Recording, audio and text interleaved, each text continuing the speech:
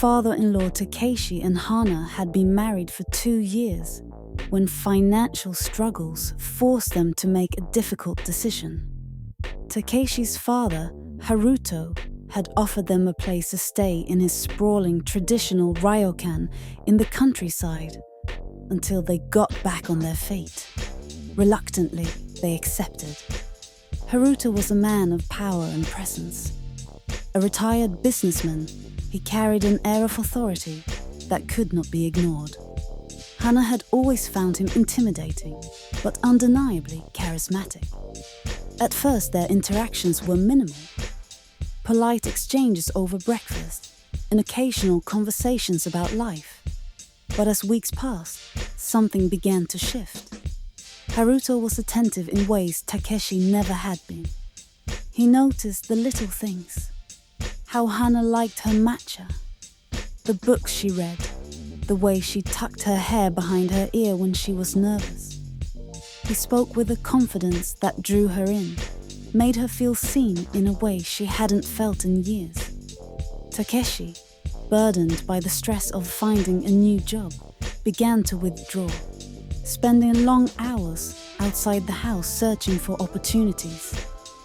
This left Hana and Haruto alone more often than expected.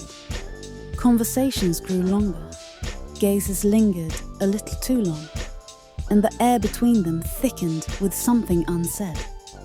One evening, during a sudden storm, Haruto found Hana in the dimly lit kitchen of the ryokan.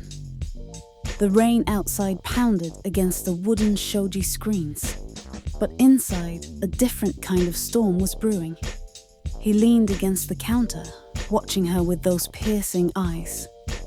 "You don't have to pretend, Hana," he said softly. "I see you." Her breath caught. She should have walked away, should have dismissed it as a passing moment, but she didn't. It started with stolen glances, then subtle touches, a brush of fingers when passing a teacup, the warmth of his palm against her lower back when guiding her through a doorway. Hana tried to resist, tried to remind herself that this was wrong, but her heart betrayed her. One night, as Takeshi slept upstairs, Haruto found her in the tatami room, where she often retreated to clear her thoughts. He stepped closer, his voice low and smooth. "If things were different, if life had placed us in another time, another space..." She turned to him, knowing what he was about to say, knowing that she should stop this before it went too far. But instead she whispered, "Would it change anything?"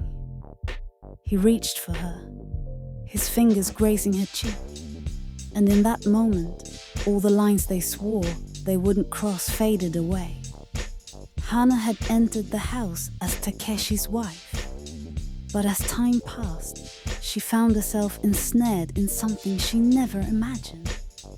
Haruto was wrong for her in every way, but she had never felt more alive, and she wasn't sure she wanted to stop.